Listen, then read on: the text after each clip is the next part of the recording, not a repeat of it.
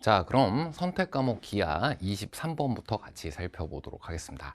자, 공통 과목과 마찬가지로 각각의 문제들 개념을 통해 접근을 하였을 때 최선의 풀이가 나오게 되니까 각각의 문제들마다 모두 어떤 개념이 쓰였는지를 잘 챙겨두시도록 하고요. 자, 그리고 기하 선택 과목이라는 이 선택 과목의 이름에 맞게 식과 그림을 함께 이용해서 접근하도록 한다. 자, 이 두 가지만 유념하면서 살피도록 하겠습니다. 자, 23번 쉬운 문제이고요. 포물선의 방정식, 포물선의 뜻과 방정식이 있어요. 뜻으로부터 방정식을 유도하는 과정이라는 거, 그리고 거기에서 공부한 평행이동과 관계된 내용이 지금 23번에 있고요. 자, 이런 기본적인 내용이 출제되지만 이 23번 자리에 있는 내용들은 보통 평가원의 시험지에서는 뒤에 있는 조금 더 어려운 문제에 같이 이용되는 경우가 많습니다. 뭐 앞에 내외 분점, 뭐 점과 점 사이의 거리, 이제 구평 수능에선 그런 것들을 만날 수 있을 텐데, 자, 그러한 것들도 가장 정석적으로 개념대로 처리할 수 있도록 하셔야 뒤에 문제 안에서 그것이 중요 발상으로 함께 이용될 수 있다는 거예요. 자, 그럼 무엇이 가장 정석적이고 무엇이 가장 정도대로냐? 교과서 개념 그대로 살피는 거예요. 자, y제곱 이퀄 마이너스 12에 x 하고 괄호 쳐져 있고 x-1이 있기 때문에, 자, 이것은 얼만큼 평행이동한 것인지 무엇을 평행이동한 것인지 너무나 명백히 보이게 됩니다.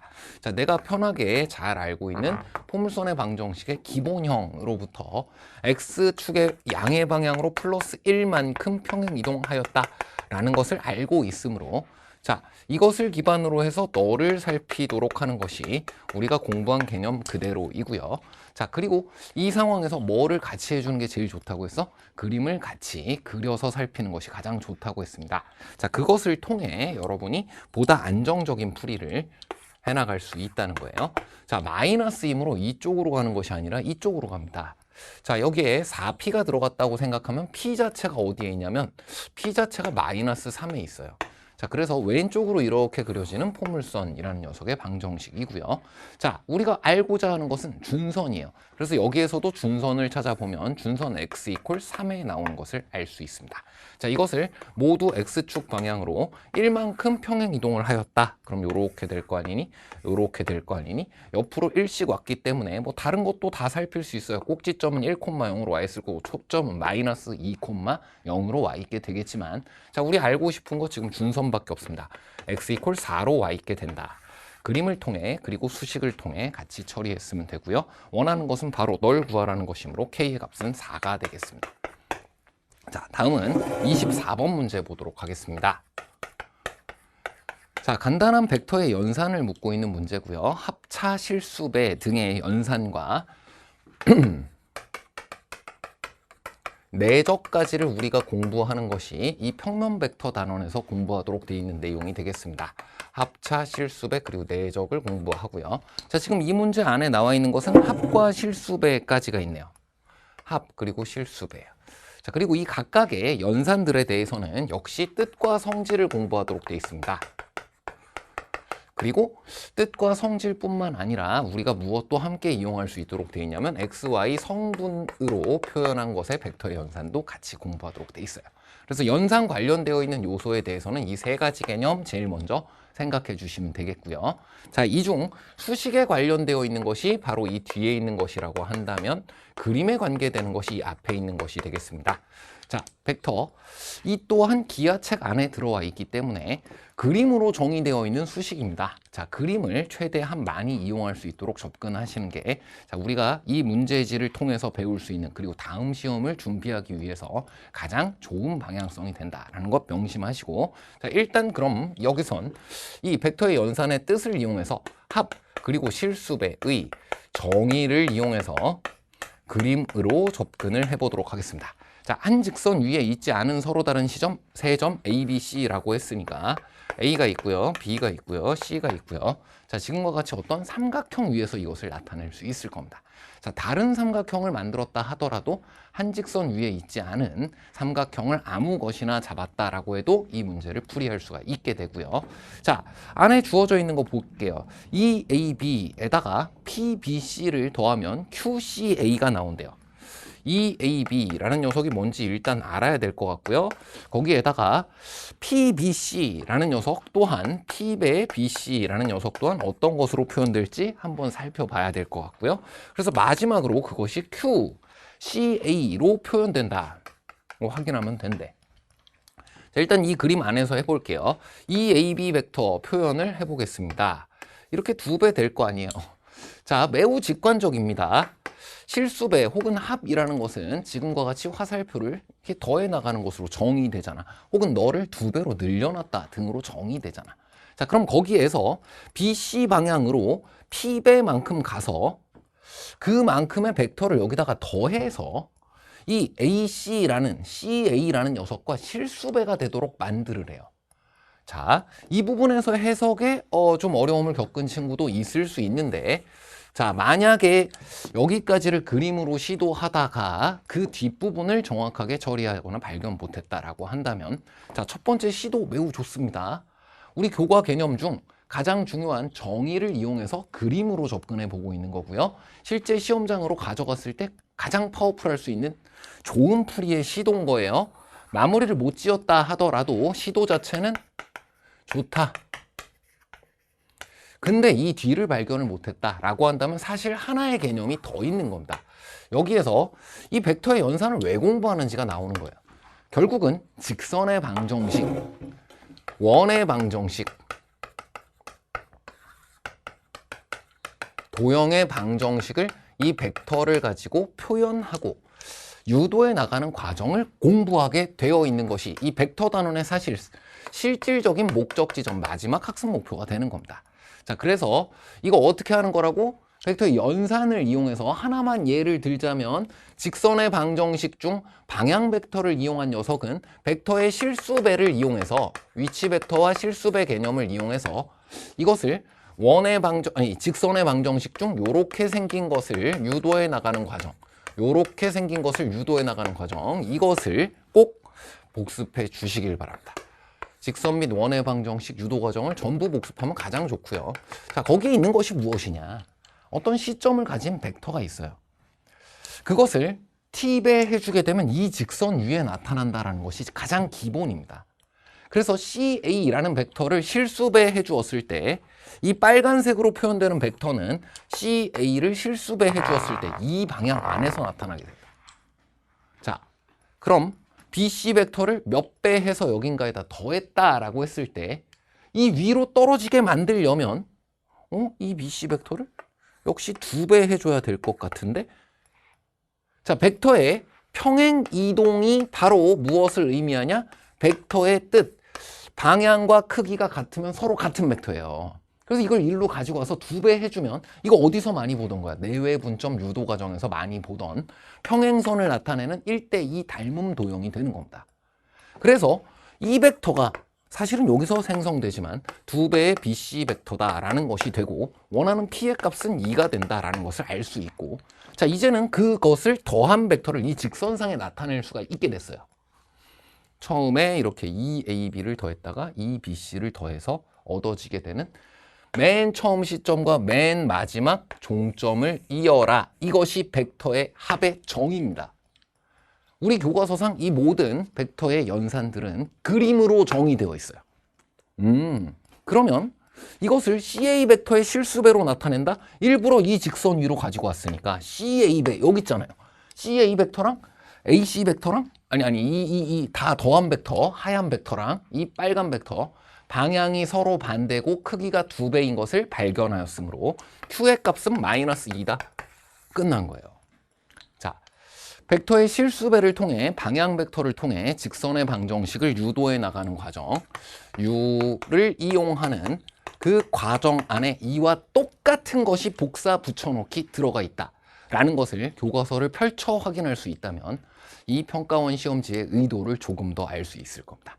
자, 그 다음은 합차, 실수배 등의 그림을 이용할 수 있는 부분, 그 다음은 식을 이용할 수 있는 부분도 같이 살펴보도록 하겠습니다.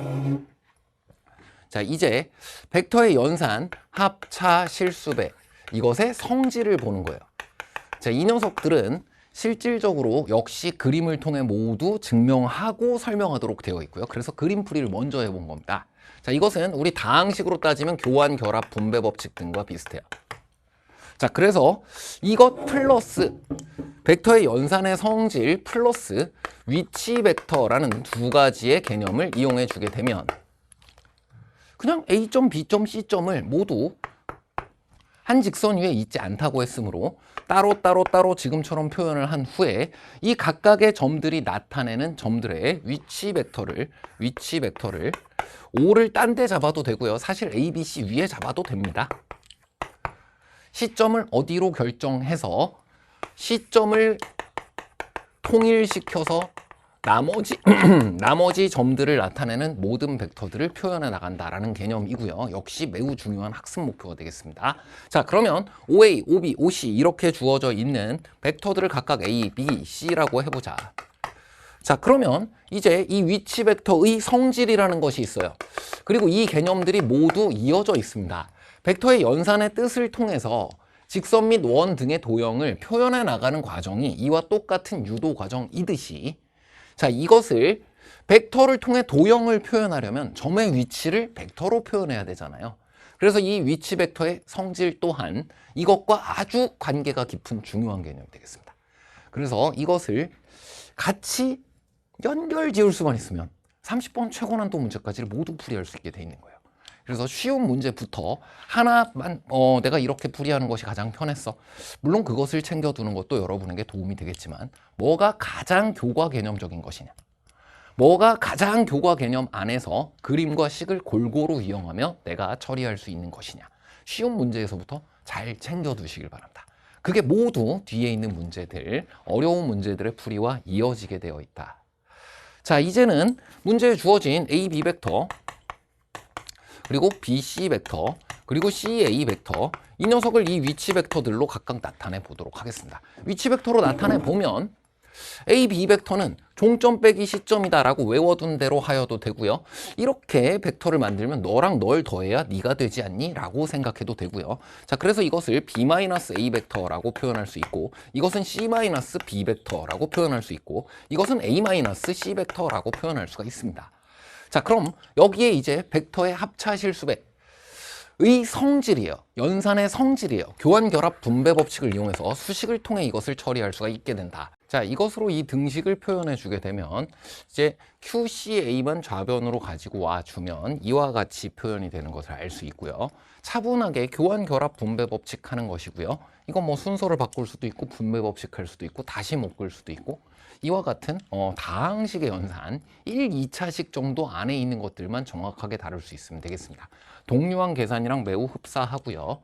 자, 이것을 OA 벡터, OB 벡터, OC 벡터라는 것을 세 벡터가 모두 일직선상에 있지 않도록 잡았을 시에도 이것이 언제나 0벡터가 되어야 되기 때문에 너 0이어야 되고 너 0이어야 되고 너도 0이어야 됩니다. 그래서 여기서 정답 P와 Q에 대해서 2와 마이너스 2임을 얻을 수 있었고 P 빼기 Q라는 녀석 구해주면 4가 된다. 역시 찾을 수 있었고요. 자, 이렇게 A, B, C를 따로따로 모두 잡는 것 또한 위치 벡터의 기본을 알고 그걸 통해 직선 원의 방정식을 구하기 위해 두 점의 위치를 이렇게 표현해 놓고 그 사이에 방향이나 거리 등을 표현해야 될 때 위치 벡터의 성질 둘을 빼서 그걸 구할 수 있다는 것을 이해하고 있다라고 한다면 이와 같이 처리할 수 있는 문제였고요. 자, 근데 이 위치 벡터와 함께 공부하도록 되어 있는 것이 사실은 성분이라는 또 다른 개념이 있습니다. 왜 X, Y 해가지고 하는 거. 그것의 기본 원리가 사실 이것과 똑같다라는 거예요. 그래서 거기에 조금 더 익숙한 친구들은 더 좋은 풀이도 할 수 있었을 겁니다.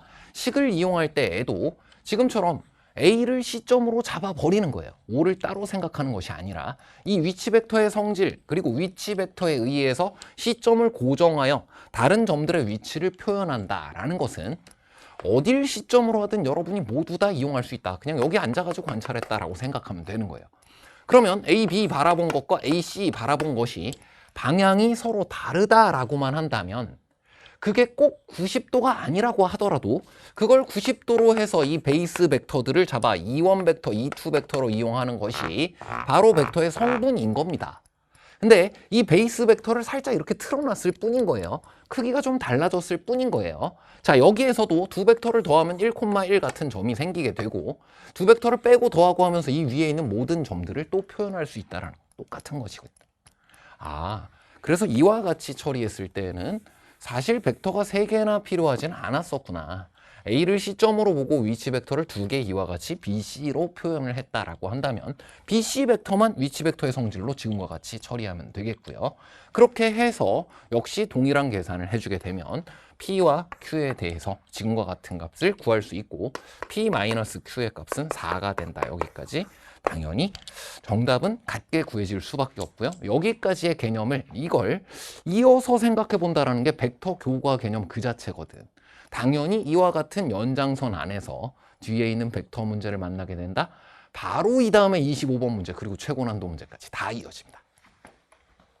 자, 우선 앞서 24번 문제에서 있었던 것처럼 종점 빼기 시점으로 두 위치 벡터를 빼서 위치 벡터의 성질을 이용해서 차분히 필요한 A, B, B, C, A, C, C, D 벡터를 뺄셈을 통해서 지금 구해보았고요. 사실 조금만 익숙해지면 이것은 여러분 그 X, Y 해서 기울기 구할 때 하는 델타 X, 델타 Y랑 똑같습니다. 그냥 AB 벡터 같은 경우 Y좌표가 1 줄어들었으니까 델타 Y가 마이너스 1이다 이런 식으로. 그리고 이것은 딱 봐도 그냥 1, 0이고요. 오른쪽으로 1 같다라고 볼 수도 있는 겁니다. AC 같은 경우 예를 들면 X가 1 늘고 Y는 1 줄었다 이렇게 표현해도 되는 거예요. 기울기 구할 때랑 똑같이 하면 된다 라고 하면 성분 좀 더 쉽게 표현할 수 있고요. 자, 그 다음은 문제에 주어져 있었던 내적식 자체가 반강제적으로 이렇게 쉽게 주어지게 됩니다. 여기 이 AC 벡터 더하기라서 여기 플러스입니다. 여기가 플러스가 되어서 지금 3K-1 그리고 1이라고 지금처럼 표현이 되고요. 그 다음 K-1이라고 표현되기 때문에 자, 내적을 성분으로 구할 때는 A1, B1 더하기 A2, B2로 구하면 되는 것이었잖아. A 내적 B를 계산상에서는 가장 간단하게 구할 수 있는 방법 중 하나. 그래서 계산 이렇게 간단한 1차 방정식을 통해 정답을 구할 수 있었습니다. 자, 하지만 지금 우리는 이 개념을 같이 살펴보는 것이 또 목적인 거예요. 이런 내적 문제가 나왔을 때는 언제나 이 성분이 제일 유리하냐? 그렇진 않을 수도 있거든. 자, 그래서 이 부분을 잘 살피고 진행을 하라는 거예요. 문제에 주어진 도형 자체가 지금처럼 방향에 대한 정보를 네모 반듯하게 수직으로 그것도 심지어 격자의 크기가 딱 1인 상태로 주었기 때문에 지금은 성분을 이용하는 것이 거의 최선에 가까운 풀이가 되는 것이고요. 만약에 문제가 이렇게 막 기울어 있어. 최근 기출 문제 같은 거 보면 많이 있습니다. 최근 기하 교과목에 출제되었던 29번, 30번 같은 문제들 살펴보았을 때 기울어 있는 것들. 거기서는 성분뿐만 아니라 이 부분에 있는 내용들도 같이 잘 이용할 수 있도록 해야 하기 때문에 자, 이 문제는 이런 녀석들을 이용해서 다시 풀이해 보기에도 매우 좋은 문제예요. 자, 이것은 왜 우리가 내적을 성분 가지고 구할 때 A1, B1 더하기 A2, B2 그 두 X 성분끼리의 곱과 Y 성분끼리의 곱만으로 내적 값을 구할 수 있냐라는 왜 이렇게 되냐라는 것과 같은 의미입니다. 자, 이 서로 수직인 방향이 지금 우리가 제일 중요하게 이용하는 방향이다라는 것을 그대로 살핀 상태로 이걸 성분으로 표현하지 않고 이 보라색 방향, 노란색 방향, 보라색 방향과 노란색 방향 이 두 개의 방향으로 모든 걸 분리를 해보는 거예요. 수직 분해라고도 부를 수도 있고요. 자, A, B 그리고 B, C라는 이 녀석들은 각각 지금 현재 문제에 주어져 있었던 아까 E1, E2 방향으로 잡았던 방향과 동일한 방향 벡터예요. AC 벡터만 좀 문제가 되고 CD 벡터도 그냥 Y축 방향인 것을 알 수 있습니다. 그래서 보라색 방향들을 지금과 같이 노란색 방향들을 지금과 같이 표현하고 AC만 이 길 따라가라 라고 해서 AB 더하기 BC로 표현을 한 거예요.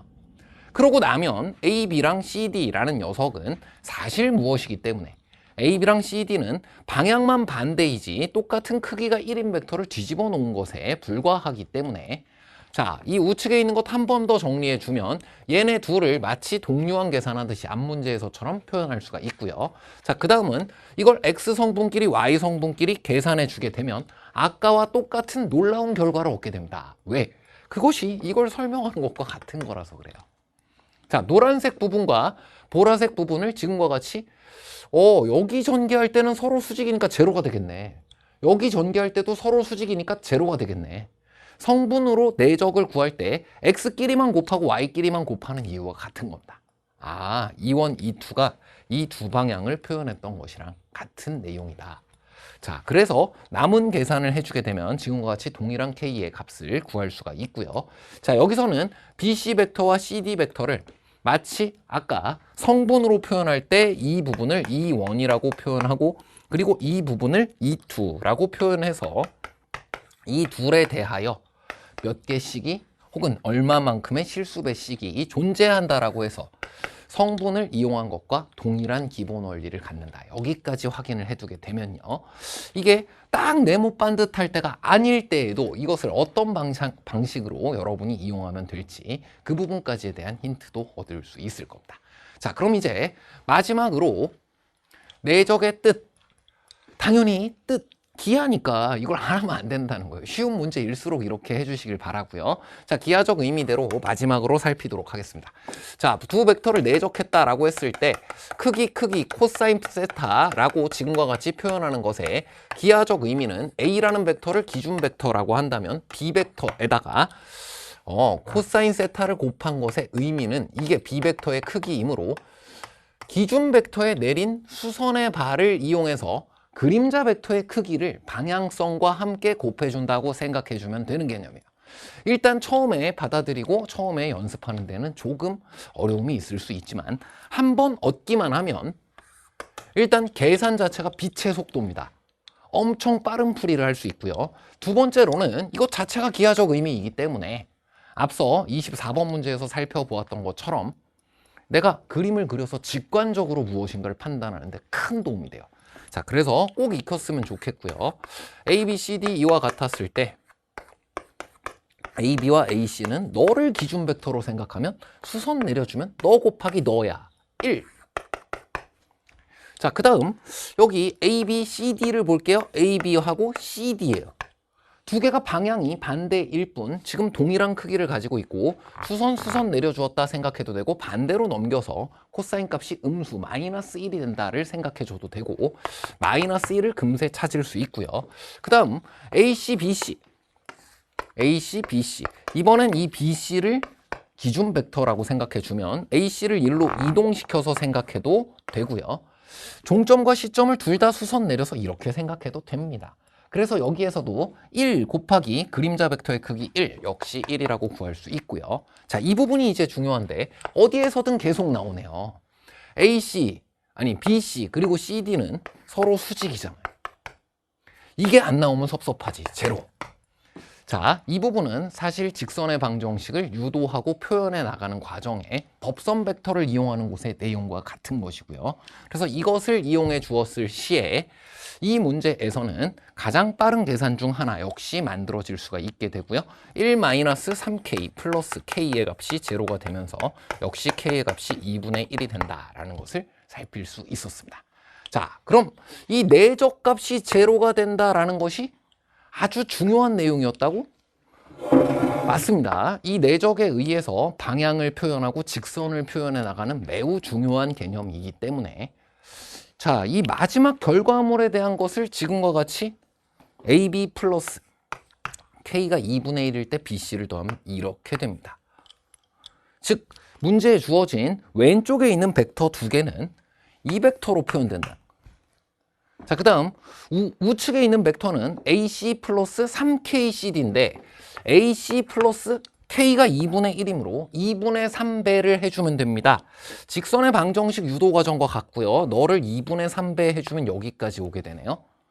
그래서 너 더하기 너 해주면 이 벡터가 나오니까 합동이에요. 1, 2분의 1, 1, 2분의 1. 삼각함수 등에서도 자주 보았던 90도 회전 이동이 되는 겁니다. 왼쪽에 있는 벡터는 네가 되고 오른쪽에 있는 벡터는 네가 되므로 내적의 기하적 의미 따져보면 90도 되고 제로 되는 걸 확인할 수 있어요. 자, 이것을 당연히 지금처럼 문제를 전부 풀이했을 때 마지막에 계산이 아닌 확인 용도로 이용한다. 이것은 반드시 했어야 되는 일이 되는 거고요. 처음부터도 사실 여기에다가 K배 여기에다가는 3k배라는데 어떻게 가면 90도가 될까 하고 풀이할 수도 있습니다. 자, 다음은 26번 문제 같이 살펴보도록 하겠습니다. 자, 여기에서부터 시작되는 2차 곡선 관련된 3개의 문제, 연달아서 우리가 28번을 제외하면 연달아서 26, 27, 29 만나게 되는데 각각의 문제 풀이들이 다 똑같아요. 자, 이 3개의 문제 풀이를 잘 연이어 보도록 하시고요. 그리고 문제 안에서 읽어내야 했던 개념, 그리고 우리가 필연적으로 이 문제 풀이에 이용해야 했던 개념 모두 다 똑같음을 잘 기억해 두시고 2차 곡선 문제 수능 시험장에서 나온다라고 하더라도 이 부분을 절대 잊지 마시길 바랍니다. 자, 우선 26번 문제부터 한번 읽어볼게요. 두 초점 거기 밑줄 치고요. 장축의 길이 밑줄 치고요. 타원 밑줄 치겠습니다. 그리고 F' F 이퀄 F' P라는 그 부분, 선분의 길이 두 개가 같다 거기에 밑줄을 치고 길이나 거리에 대한 정보가 주어져 있음을 떠올려 주시면 되겠어요. 자, 여기까지를 놓고 보았을 때 초점이 지금처럼 문제에 아예 주어져 있고 그리고 거기에 대해서 어떤 선분의 길이 등의 정보가 주어지게 되면 이건 무조건입니다. 타원의 뜻 정이에요. 자, 이게 우리 교과서의 두 번째 학습 목표입니다. 타원의 뜻을 알고 그 방정식을 구할 수 있다. 첫 번째는 포물선의 뜻을 알고 그 방정식을 구할 수 있다. 세 번째는 쌍곡선의 뜻을 알고 그 방정식을 구할 수 있다. 예요. 그래서 타원의 뜻을 알고 그 방정식을 구할 수 있다라는 이 개념 안에서 일단 이 타원의 뜻 이퀄 정의이기 때문에 지금처럼 초점이 주어져 있을 때에는 그 정의가 초점 거리의 타원이니까 합, 쌍곡선이면 차, 이것이 일정하다라는 것이고 그것으로부터 방정식을 유도해 나가는 과정을 문제에서 출제했을 것이다. 자, 그래서 제일 먼저 여러분이 시험장에서 해야 되는 행동, 이와 같은 것을 보았을 때에는 초점 거리, 즉 정의를 표현하는 거예요. 그럼 어떻게 표현하면 될까요? 일단 식으로 표현할 수도 있지만 이거 기하잖아요. 그림으로 표현하는 거예요. 그러고 보니 문제 뒷부분에 보면 a제곱분의 x제곱, b제곱분의 y제곱 이퀄 1 타원의 방정식까지도 주어져 있었어. 자, 이건 그저 우리 교과 개념 그대로를 묻는 문제에 불과합니다.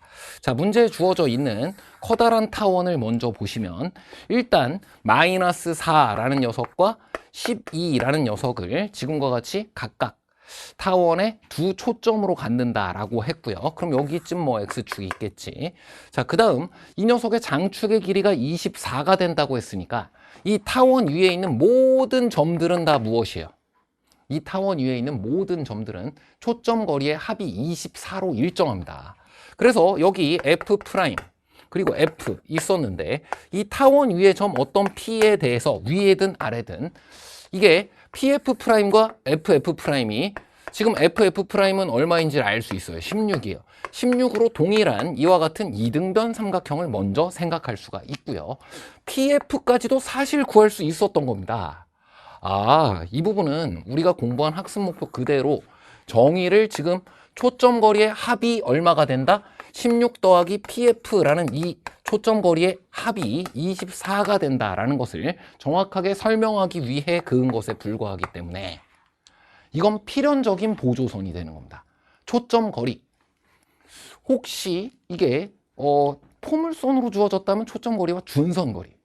지금 타원 그리고 쌍곡선 같은 게 주어졌다면 초점 거리의 합 또는 차, 그것을 표현하기 위한 이 직선을 긋는 것으로부터 이 문제는 모든 것이 완벽히 처리된다. 꼭 기억해 주시도록 하고요. 자, 여기까지 준 후에 이 둘의 중점을 또 주었어요. 문제에서 중점의 이름을 Q라고 주었고요.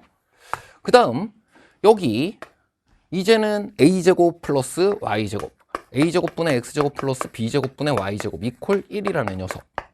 아, 지금 이것은 23번이 그래 포물선의 방정식과 그것의 평행이동이었단 말이지. 거기서부터 힌트가 주어졌던 거야. 이 커다란 타원에 대해서는 뭔가 얼만큼 평행이동한 것이 보여요. 근데 이것은 평행이동을 한 것이 없는 일반형의 꼴이기 때문에 나머지 하나의 초점을 4,0로 갖는 녀석임을 확인할 수 있고요. 이렇게 역시 초점 거리를 이어보고 이렇게 역시 타원을 그려보게 되면 여기도 지금 현재 너의 절반으로 8 주어지고 그 다음 이 초점은 내가 4인 것을 알게 되므로 너도 8인 것을 알게 되므로 여기도 똑같은 이등변 삼각형이 만들어지게 되는구나. 그리고 이게 절반으로 나누어졌기 때문에 이 그림 자체는 어디서 나왔나요? 이 그림 자체는 24번 문제에 있었습니다. 2번 더하고 2번 빼는 거랑 1번 더하고 1번 빼는 거랑. 자, 그래서 이 부분이 4인 것까지를 찾을 수 있었고요.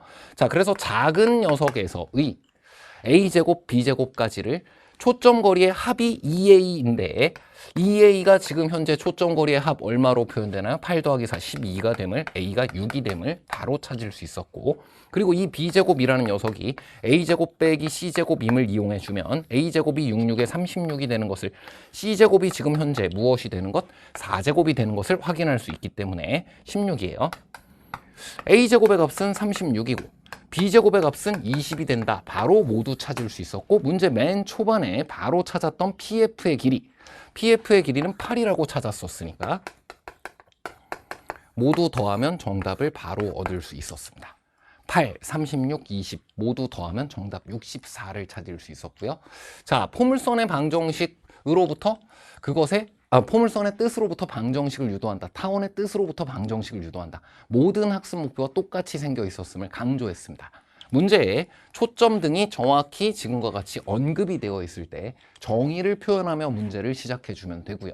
그 다음은 방정식 유도 과정에 해당하는 내용 a제곱, b제곱, c제곱 사이의 관계입니다. 거기까지를 이용하면 됐습니다. 자, 다음은 26번 문제에 이어서 27번 문제는 이번에는 포물선입니다.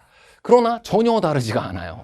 그리고 23번 문제에서 이미 이 부분에 대한 평행이동에 대한 계산을 우리에게 알려준 상태로 시작을 했기 때문에 자, 여기에서는 이 초점이 어디로 가 있다라는 것을 알 수 있냐면 0,2로 초점이 가 있다라는 상태를 알 수가 있고요. 왜? 이 포물선의 꼭지점 자체는 마이너스 2,2로 옮겨지게 돼 있고 지금 8x라는 녀석을 이동시킨 것이기 때문에 초점 이게 4px에서 p자리가 2가 들어갔던 녀석임은 똑같이 알 수 있어요. 이걸 미리 이렇게 그려놓고 시작을 했어도 되겠습니다. 자, 그것을 평행이동한 것이기 때문에 초점은 여기로 옮겨지게 돼 있고 준선은 x 이퀄 여기가 마이너스 2니까 23번 문제 복사 붙여넣기네요. 여기 마이너스 4 이와 같아지는 것을 알 수 있고요. 자, 이 녀석 위에 있는 점 중에 뭐가 제일 길어지는 것을 구하라고 했냐면 최소가 되는 가장 짧아지는 것을 구하라고 했냐면 5p0 더하기 p0 5p 더하기 pa예요. 지금 여기가 5거든. 그 다음 a라는 점은 지금 현재 주어져 있는 이 포물선의 초점과 같거든. 앞에 있었던 문제와 같네요. 정의를 표현해야 된다는 얘기야. 자, 일단 이 포물선 위를 움직이고 있는 점 아무 p에 대해서 정의를 표현해 보겠습니다. 너랑 같다는 거잖아요. 초점 거리와 중선 거리가 같다. 그것이 이용되어야만 한다. 자, 근데 문제에서 우리한테 구하라고 했던 건 5p 더하기 ap예요. 이게 언제 제일 짧아지냐? 이렇게 생각하면 어려운데 얘 더하기 얘가 언제 짧아지냐를 생각하면 쉽다 이거예요. 지금처럼 초점 거리와 너를 초점 거리와 원점 거리네요. 그렇게 생각했을 때에는 잘 판단이 안 되는데 이걸 뭐라고 볼 수 있다고? 준선 거리로 바꾸어 표현할 수 있다고. 그게 뭐라고? 우리의 첫 번째 학습 목표 포물선의 뜻을 알고 라는 겁니다. 자, 그래서 준선 거리 더하기 원점 거리로 바꾸어 표현을 해주게 되면 언제 이것이 직선이 되냐와 같은 것입니다. 직선 거리가 가장 가깝기 때문에 우리가 이런 지점에서 나중에 이제 놀러 갔어요? 해변에 갔어요? 어디로 가는 것이 가장 빠를까? 여기잖아요.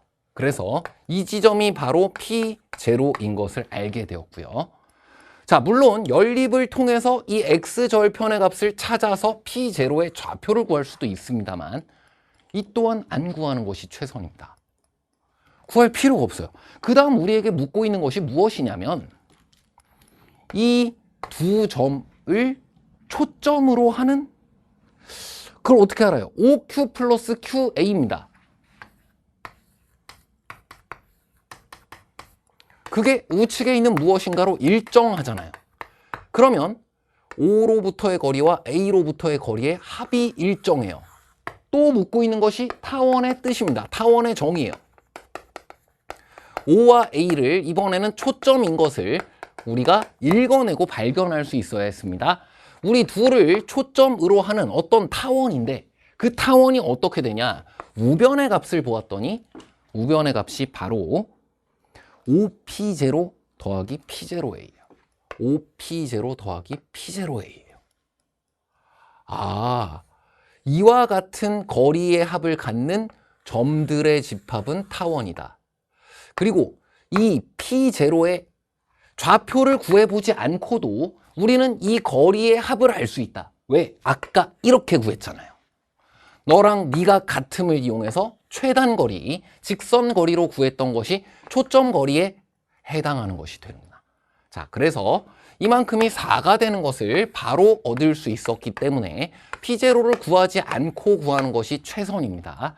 자, 이 타원의 방정식에서는 이제 Q의 Y좌표의 최대값과 최소값을 구할 수 있게 되었고요. 자, 그 부분에 대해서도 방정식을 꼭 구해야 되나? 안 구해도 돼요. 자, 이것을 평행이동했다고 한다면 여기가 원점이었다? 그렇다면 이 0,1이라는 지점이 타원의 중심이 이동된 부분에 해당한다? 거기서 초점거리의 합이 4이므로 장축의 길이가 4입니다. 장축의 길이가 4입니다. 너는 3이고 너는 마이너스 1이네요. 끝났습니다. 3과 1 두 개를 각각 제곱해서 더하면 정답 10이 되는 것을 확인할 수 있었습니다. 자, 다음은 그럼 28번 문제.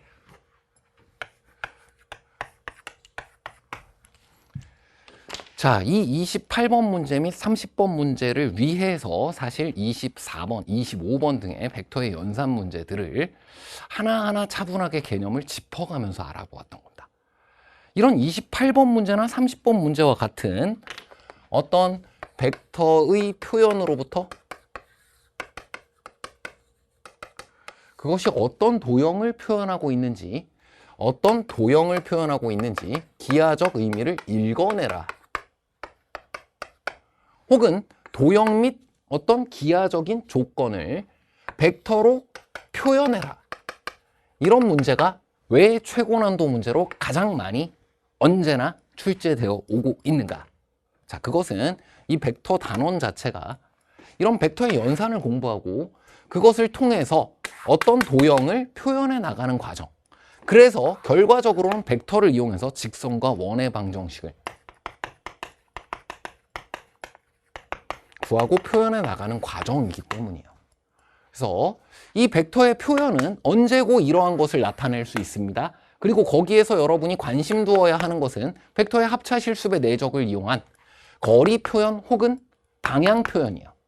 벡터의 크기 표현 혹은 방향 표현이에요. 벡터라는 것의 본질이 방향과 크기였잖아요. 그래서 이 문제 또한 30번 문제 또한 모두 그것을 묻고 있을 수밖에 없습니다.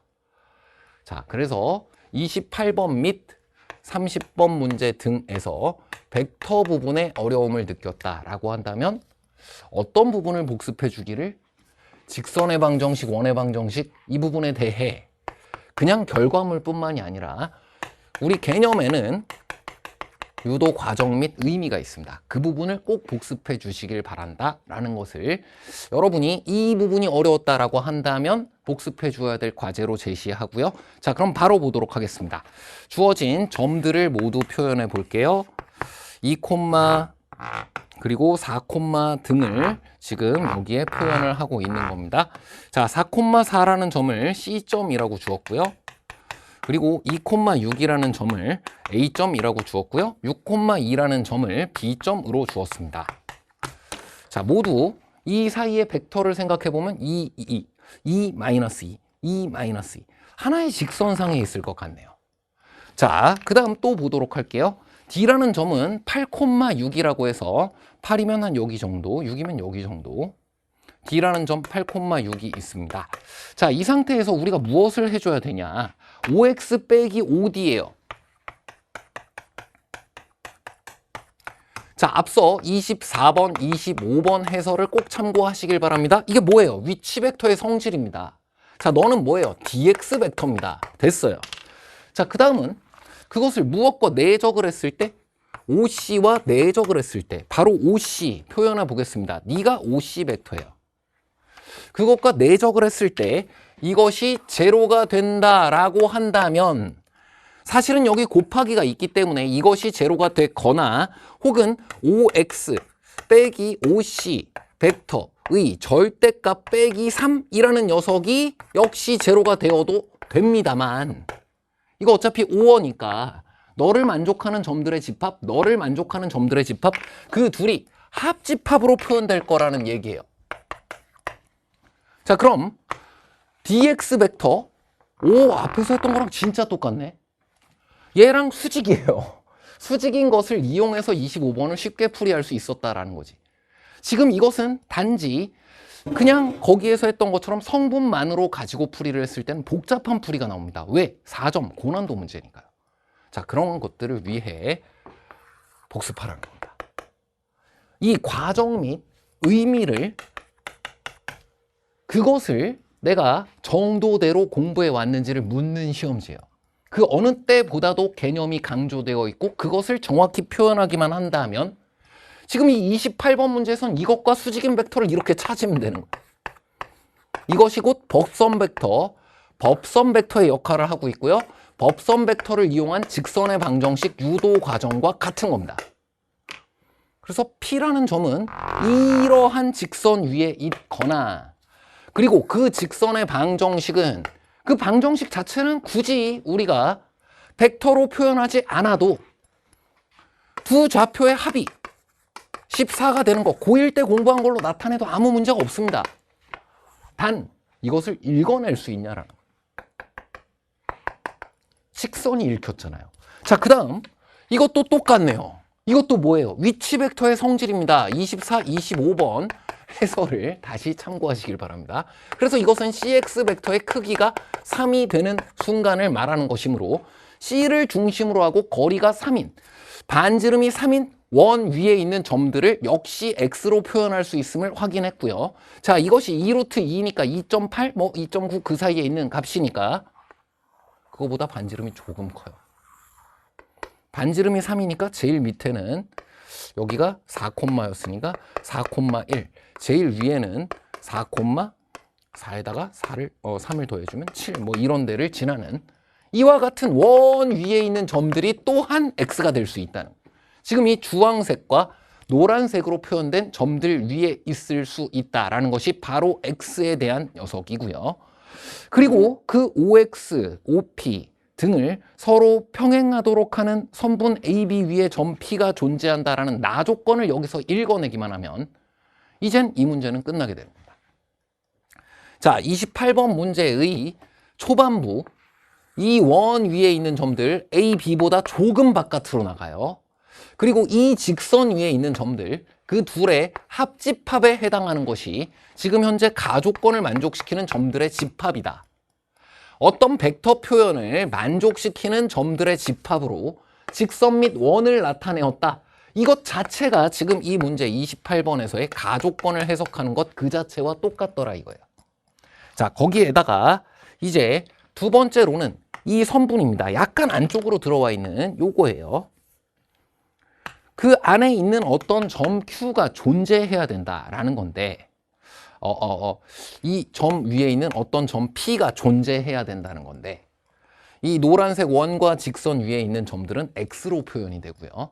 자, 그랬을 때 어떤 것이 되어야 한다라고 했냐면 두 벡터 OX 집요하게 물어보네요. OX 빼기 OP 그래서 24, 25번 문제 해설을 다시 보라는 얘기를 3번 하게 되는 겁니다.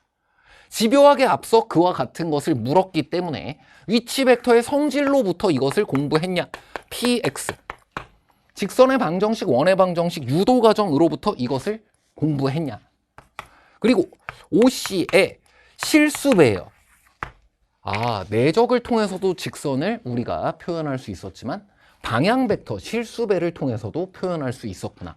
그것이 이 앞의 문제부터 계속해서 주어지고 있었는데 그걸 이 벡터의 연산에 대한 것을 그 의미대로 받아들여서 유도해보며 공부했는가 라고 뒤에서 결과적으로 물어볼 수밖에 없는 거다.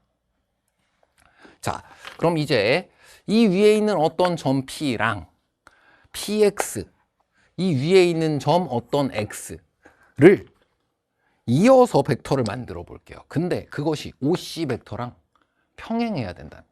실수배여야 된다는 겁니다. 자, 이제는 직선의 방정식 유도 과정의 발전이에요.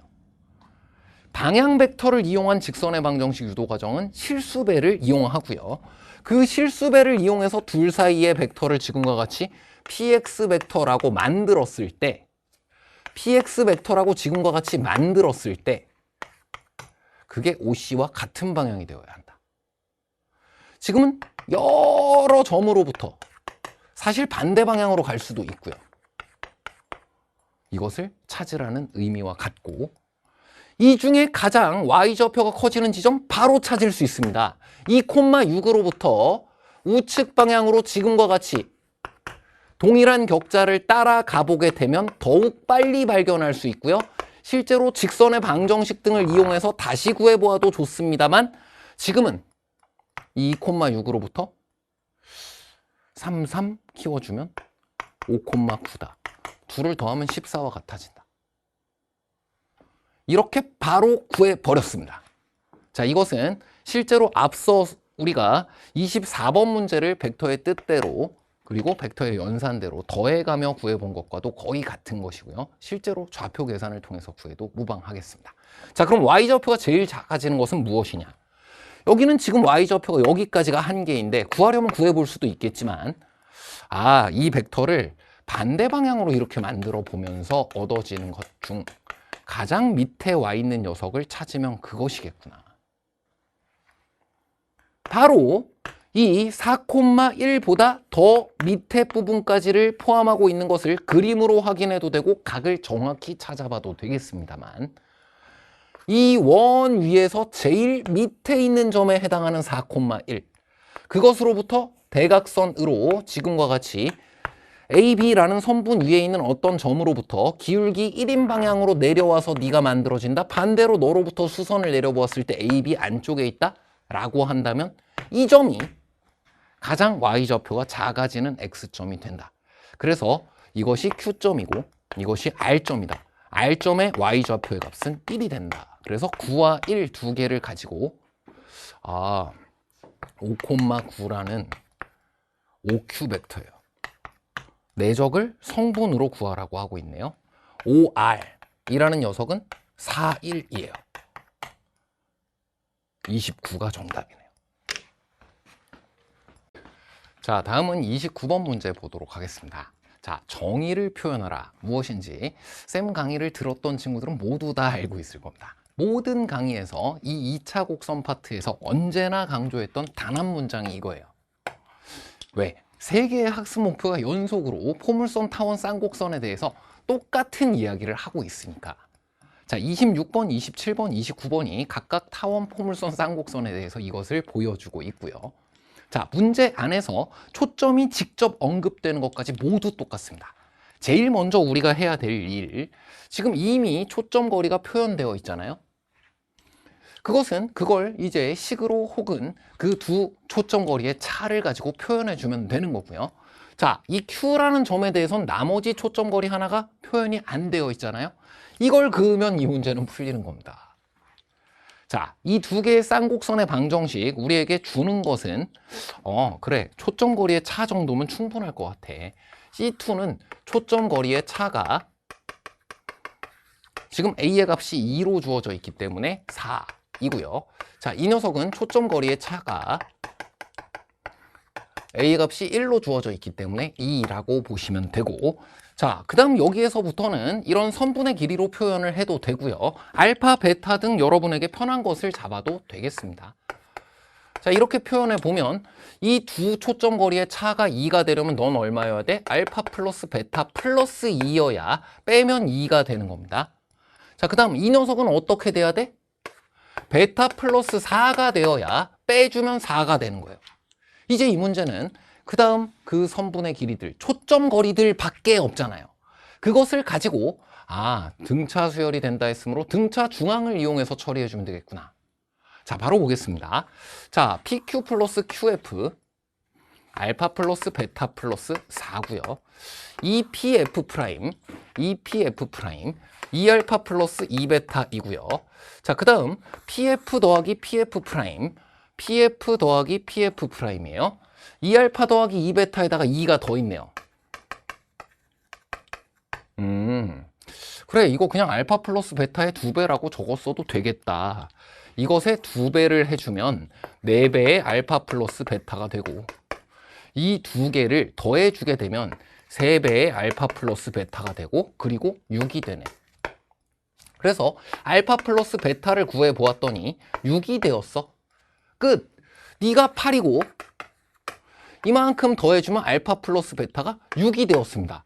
6, 8 그리고 여기 주어진 초점거리 F 그리고 F 프라임 좌표를 각각 구해보게 되면 A제곱, C제곱, A제곱, B제곱, C제곱 사이의 관계에 의해 어렵지 않게 10인 것이 구해지기 때문에 자, 원한다면 코사인 법칙 등을 통해서 확인해 볼 수 있지만 3, 4, 5 피타고라스 삼각형입니다.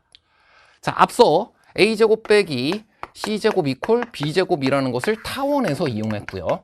지금 C제곱 빼기 A제곱이 B제곱이 된다라는 것을 지금 그걸 통해서 이 녀석을 구해낸 거잖아요.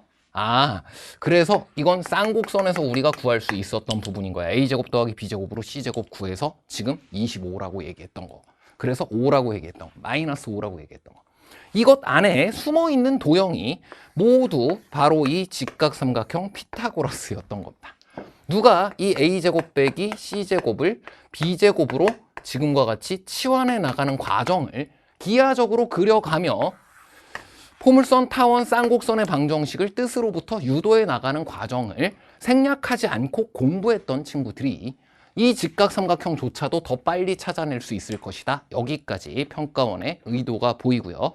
자, 그러면 이제 직선 PQ 바로 이 녀석의 기울기를 구하라는 것이므로 이 각에 대한 탄젠트 값을 구하라는 것과 같습니다.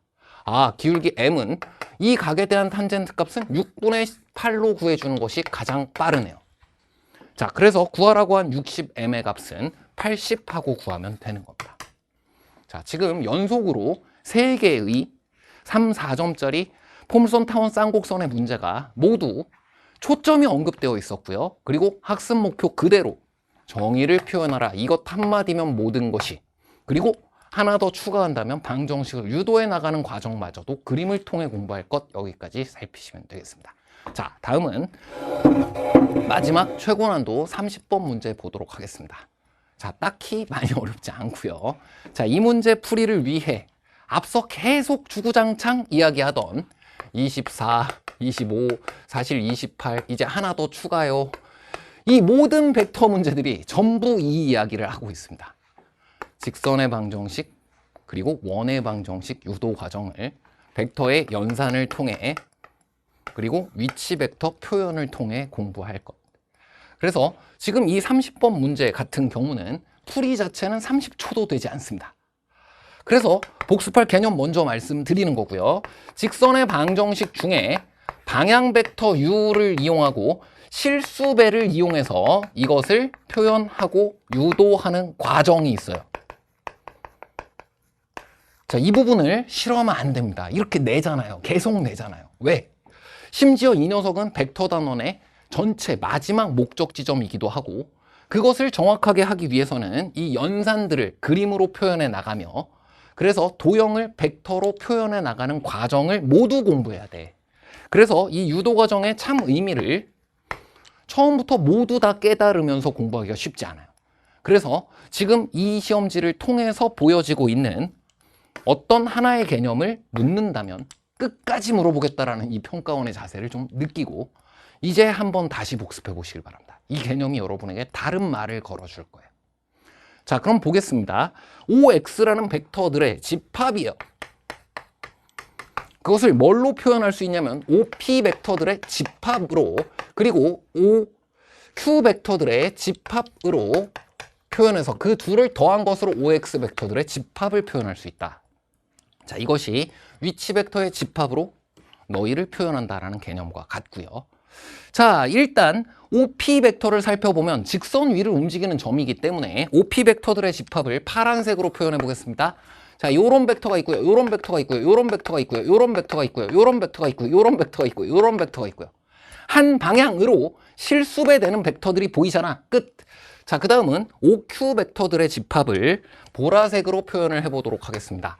이런 벡터, 이런 벡터, 이런 벡터, 이런 벡터, 이런 벡터, 이런 벡터, 이런 벡터, 이런 벡터들이 OQ 벡터들의 집합이에요. 자, 근데 얘네들은 벌써 어디를 지나잖아? 1사분면을 벗어난 점을 지나잖아.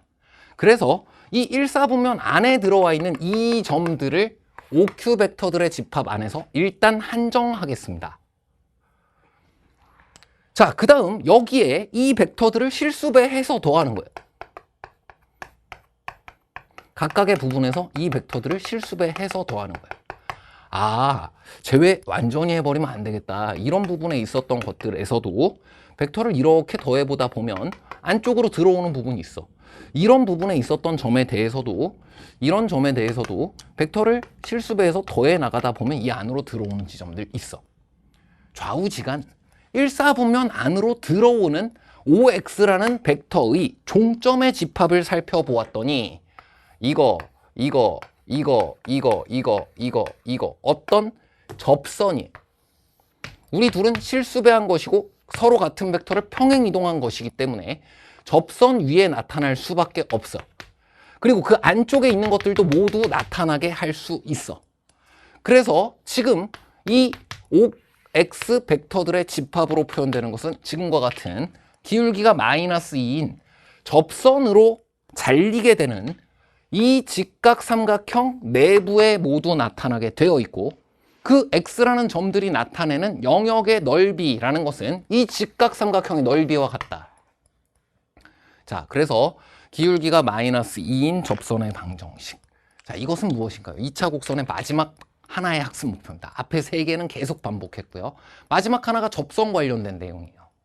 그래서 기울기가 -2인 직선을 이렇게 표현을 한 다음에 그것을 타원의 방정식과 연립한 후에 D = 0라고 해서 K의 값을 +-3이라고 구해내도 좋고요. 이것은 어떤 개념인가요? 2차 곡선과 직선 사이의 위치 관계라는 개념입니다. 자, 또는 기울기 m인 접선의 방정식. 자, 이것을 먼저 공부하도록 되어 있고요. y = mx ± a제곱 m제곱 플러스 b제곱이다 라는 지점에다가 m 자리에 -2를 집어넣어 주고요.